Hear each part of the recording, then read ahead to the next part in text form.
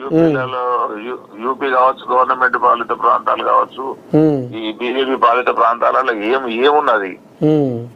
తెలంగాణలో ఉన్న అభివృద్ధికి మా రేవంత్ రెడ్డి గారితో పోటీపడడానికి మా రేవంత్ రెడ్డి గారు ఒక దిక్కు కూర్చుంటారు, బీజేపీ రాష్ట్ర పాలిత ముఖ్యమంత్రులను ఒక దిక్కు కూర్చోబెట్టమనండి. అభివృద్ధి అంటే ఏంది, లేకపోతే ప్రజలు అంటే ఏంది, పాలన అంటే ఏందో చూపిస్తాం.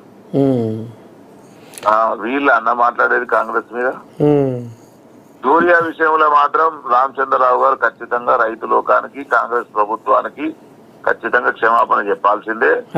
పంపిన యూరియా లెక్కలు ఎన్ని ఉన్నాయి, మేము ఎంత పంచినాం, ఎక్కడ దారి మళ్ళింది, ఎక్కడ బ్లాక్ దండ జరిగిందో ఆయన చూపియకపోతే మాత్రం చెంపలు వేసుకోవాల్సిందే. అయ్యా అదే లెక్కలు ఉన్నాయి. అందరూ అన్న ఇంత కష్టకాలంలో రైతు యూరియాతో ఎవరన్నా వ్యాపారం చేస్తారన్న? ఎగ్జాంపుల్ చెప్తానా, ఎగ్జాంపుల్ మీరు ఎంపీటీసో జెడ్పీటీసో ఉన్నారు, మీరు కాంగ్రెస్ జెడ్పీటీసీ అనుకో, మీకు 20 ఎకరాల భూమి ఉంది, ఒక్క యూరియా బస్సు ఎక్కువ అడిగితే కూడా ఇవ్వట్లేదు. ఎమ్మెల్యే గాని, ఎంపీ గాని, ఎవరైనా కావచ్చు, ప్రజాప్రతినిధులు ఒక్కటి కూడా ఎక్కువ అడిగితే ఇయ్యనీకి ఆస్కారమే లేదు. ఏదున్నా ఎట్లా ఉందో ప్రజల కొరకు ఏ పద్ధతి ప్రకారం ఇవ్వాలో ఆ పద్ధతి ప్రకారంగానే పోతుంది తప్ప ఎక్కడ కూడా యూరియా దారి మళ్ళలేదు. సరిపడే యూరియా ఇయ్యనందుకు వాళ్ళు నేలకు ముక్కు రాయాలి. తెలంగాణ రాష్ట్రం మీద కాంగ్రెస్ ప్రభుత్వం ఉందని కక్ష కట్టి నిధులలో కొరత పెడుతున్నారు, యూరియాలో కొరతనే.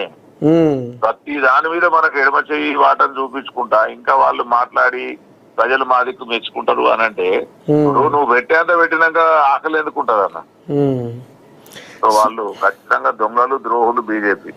సునీల్ అన్న ఇంకో ముచ్చటే, ఇప్పుడు జూబిలీస్ లో ఎవరికి వాళ్ళే సంకలు గుద్దుకుంటారు, మాదే మాదే మాదే గెలుపు మాదే గెలుపు అని. ఇప్పుడు రామచంద్రయ్య కూడా అదే అంటుండు, జూబిలీస్ లో మా దమ్మేందో చూపిస్తా పోతుండ్రు. మరి అసలు బీజేపీ వాళ్ళకు నేను ఒక మాట అడుగుతానే, గెలిచిన వాళ్ళు కాదు, ఓడిన వాళ్ళు కాదు, చచ్చిన వాళ్ళు కాదు, బీజేపీ మేము గెలుస్తాము అంటే ఒక జూబ్లీ హిల్స్ పరిధి ఎక్కడుకున్నదో బీజేపీలోకి తెలుసా? కనీసం జూబ్లీ హిల్స్ పరిధి ఎక్కడున్నదో తెలియదు, అక్కడ వాళ్ళు చేసింది లేదు, చూసింది లేదు. మేము గెలుస్తాము అంటే గెలుపు ఆశావాహులు ఉండడంలో తప్పు లేదు, కానీ మేమే గెలుస్తాము ఎవరు గెలవడం అనేది తప్పు.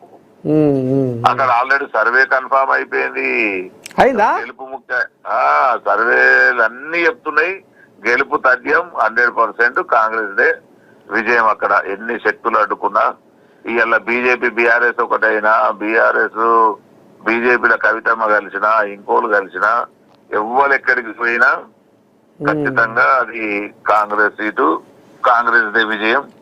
ఎందుకంటే అక్కడ వాళ్ళు పాలన చేసుకుంటూ ప్రజలకు సేవ చేయడానికి చాలా సర్వేలు జరుగుతా ఉన్నాయి. ఇక్కడ టీడీపీలో ఓట్లు కూడా ఉన్నాయట కానీ ఇలా జూబిలీస్ లా ఉన్నాయి. ఇప్పుడు టీడీపీ ఓట్లు ఉన్నాయనే కదా ఈయనెవరు మన హరికృష్ణ బిడ్డ కూడా వస్తుంది, సుహాసిని.